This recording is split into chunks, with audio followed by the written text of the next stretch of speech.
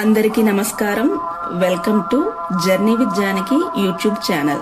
ఈరోజు మనము తెలంగాణలో కల్వకుర్తికి దగ్గరలో గల ప్రసిద్ధమైన సోమశిల శైవక్షేత్రం గురించి తెలుసుకుందాం. ఇది హైదరాబాద్ నుండి 180 కిలోమీటర్ల దూరంలో ఉంటుంది.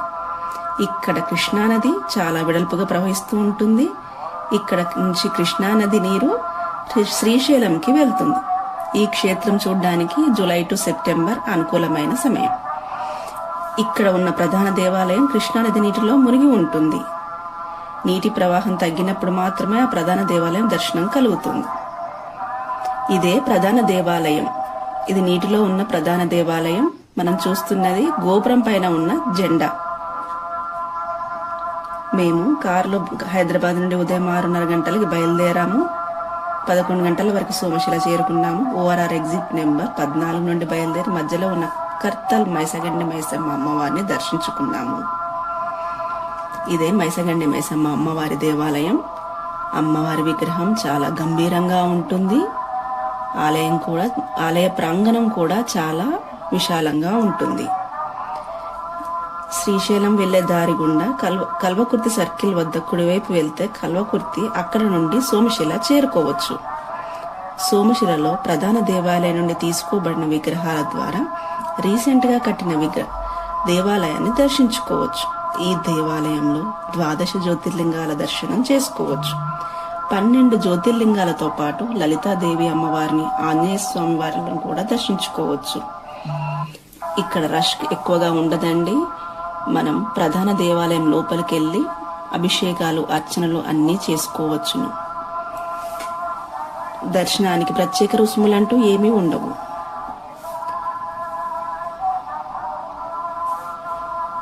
ఇక్కడ 12 జ్యోతిర్లింగాలు ఉంటాయి. వాటిని 12 జ్యోతిర్లింగాలు అంటారు. ఒక్కొక్కటిగా మనం దర్శనం చేసుకుందాం. ఇదే ప్రధాన దేవాలయం. మొదటగా శ్రీ త్రయంబకేశ్వర జ్యోతిర్లింగం.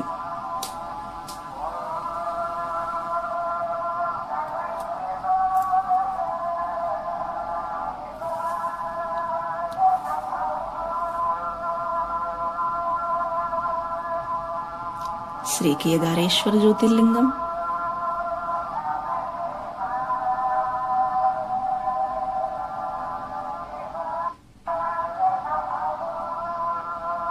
ఇది వీరభద్రస్వామి విగ్రహం.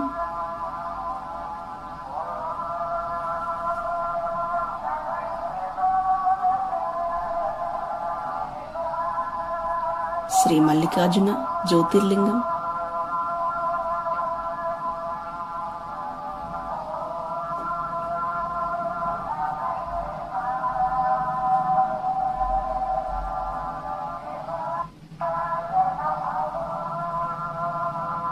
శ్రీ సోమనాథ జ్యోతిర్లింగం.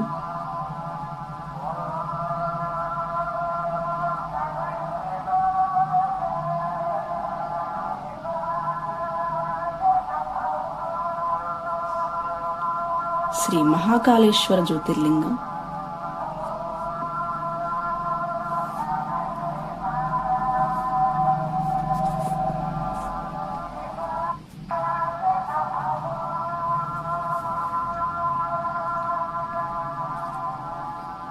ఆంజనేయ స్వామి వారి విగ్రహం.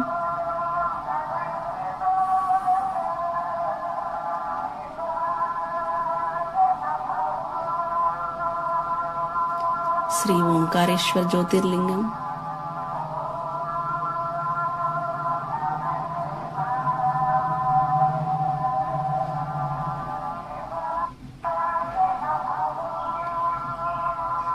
శ్రీ కాశీ విశ్వేశ్వర జ్యోతిర్లింగం.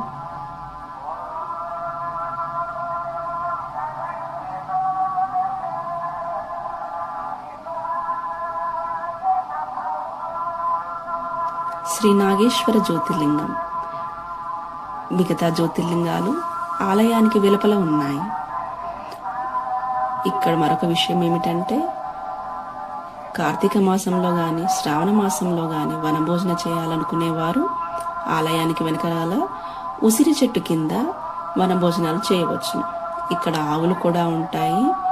చాలా ప్రశాంతంగా ఉంటుందండి ఇక్కడ ప్లేసు. వనభోజనానికి అనుకూలమైన ప్రదేశం. మనకి నీటి సౌకర్యం కూడా కలదు. ఇవి ఆలయం నుంచి సేకరించబడ్డ కొన్ని విగ్రహాలు.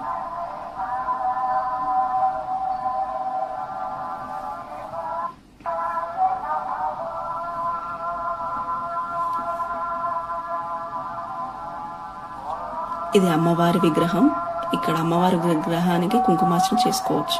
ఇది తెలంగాణ టూరిజం వారి వసతి గృహాలు. మనకి ఇక్కడ బోటింగ్ సౌకర్యం కూడా కలదు. ఒక్కొక్కరికి 200 రూపాయలుగా ఛార్జ్ చేస్తున్నారు.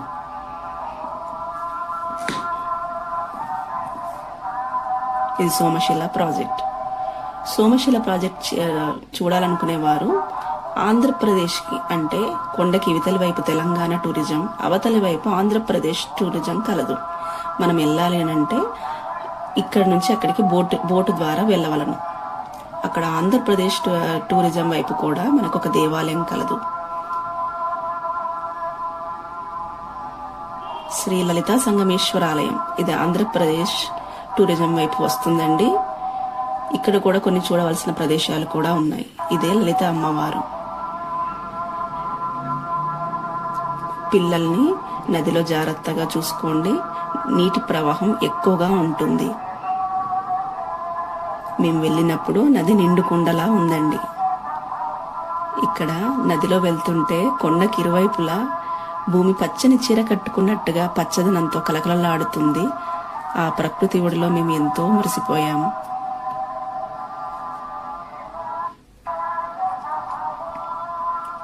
మరొక ముఖ్య విషయం ఏంటంటే ఇక్కడ నదిలో మెట్టు దిగేటప్పుడు జాగ్రత్త. మెట్లు జారుతున్నాయి పాకురు వలన.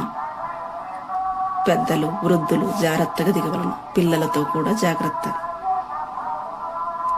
ఉదయం హైదరాబాద్ నుండి దేవాలయానికి బయలుదేరి రాత్రి వరకు మనం ఇంటికి చేరుకోవచ్చును.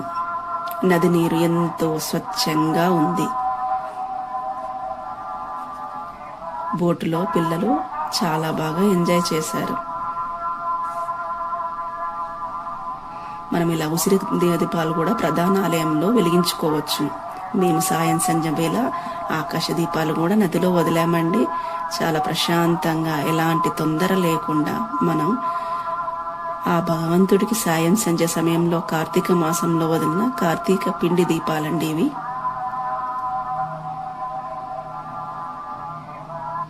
ఎలాంటి హడావుడి లేకుండా మేము మనస్ఫూర్తిగా ఆ అయ్యవారికి నదిలో నీటి దీపాలు వదిలామనండి.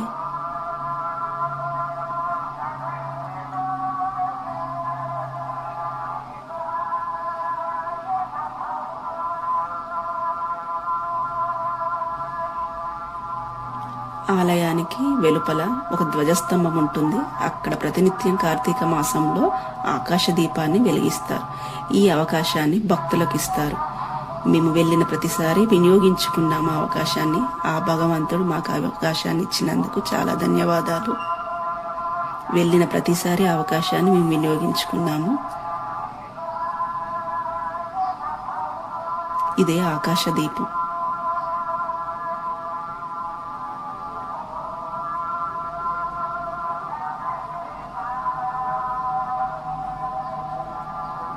దర్శించుకోండి.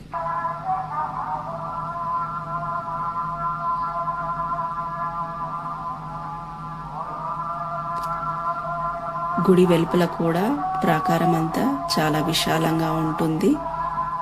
భక్తులకు ఎలాంటి ఇబ్బంది ఉండదు. మనకి వసతి సౌకర్యం ఉన్నది. భోజన సౌకర్యాలు కూడా ఉన్నాయి.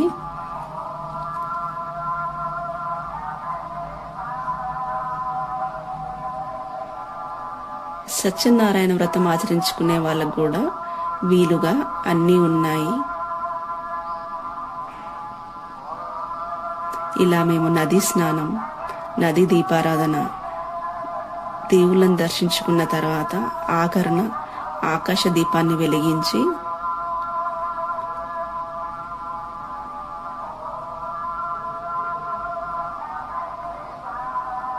మరొకసారి ఆ భగవంతుని దర్శించుకున్నాము.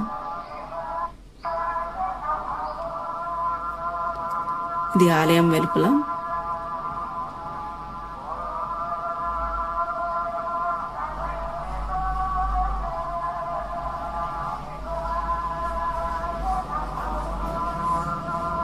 సాయంత్రం 6 గంటల వరకు అన్ని పూజా కార్యక్రమాలు ముగించామండి. సాయంత్రం వేళ ఇలా ఆరు బయట మనకి దీపారాధన చేసుకోవడానికి అవకాశం ఉంది.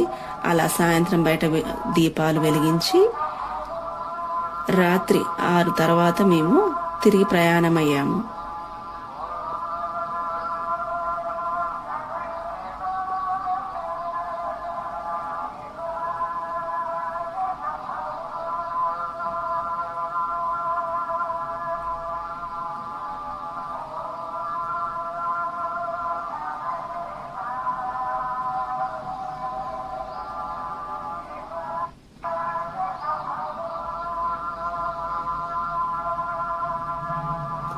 ఒకటి బాధాకరమైన విషయం ఏంటంటే, పోయిన 2023లో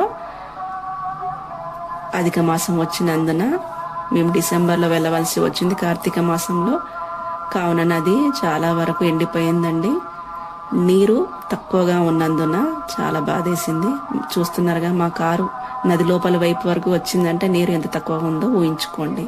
కావున ఈ క్షేత్రాన్ని దర్శించుకోవడానికి జూలై టు సెప్టెంబర్ చాలా అనుకూలమైన సమయం.